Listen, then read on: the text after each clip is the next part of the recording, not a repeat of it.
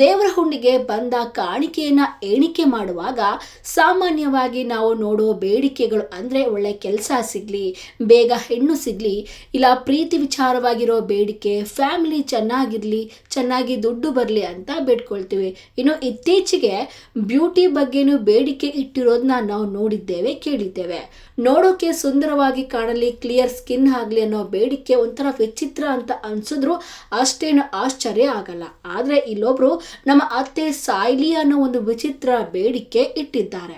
ಹೌದು, ಎಂಥ ಕೆಟ್ಟ ವ್ಯಕ್ತಿಯಾದ್ರೂ ಯಾರ ಸಾವನ್ನು ಬಯಸಲ್ಲ. ಆದ್ರೆ ಈ ರೀತಿ ಬೇಡಿಕೆ ಇಟ್ಟಿರೋದನ್ನ ನೋಡಿದ್ರೆ ಮಾನವೀಯತೆ ಅನ್ನೋದೇ ಇಲ್ವಾ? ಜನರು ಇಷ್ಟೊಂದು ಕ್ರೂರಿಗಳು ಆಗ್ತಿದ್ದಾರ ಅನ್ನೋ ಪ್ರಶ್ನೆ ಮೂಡುತ್ತೆ. ಇನ್ನು ಈ ವಿಚಿತ್ರ ಘಟನೆ ಬಗ್ಗೆ ಫುಲ್ ಡೀಟೇಲ್ಸ್ ಕೊಡ್ತೀವಿ, ಕೇಳಿ.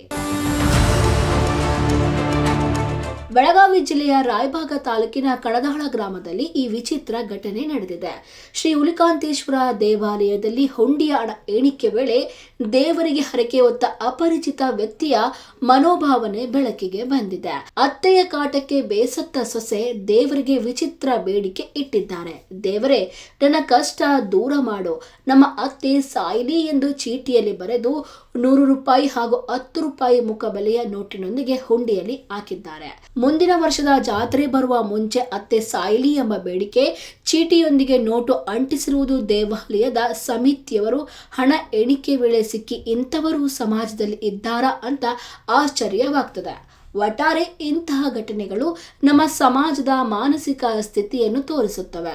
ಕುಟುಂಬದ ಸಮಸ್ಯೆಗಳನ್ನು ಪರಿಹರಿಸಲು ದೇವರ ಮುಂದೆ ಇಂತಹ ಬೇಡಿಕೆ ಇಡುವುದು ಎಷ್ಟು ಸರಿ ಎಂಬ ಪ್ರಶ್ನೆ ಎಲ್ಲರ ಮನಸ್ಸಿನಲ್ಲಿ ಮೂಡಿದೆ.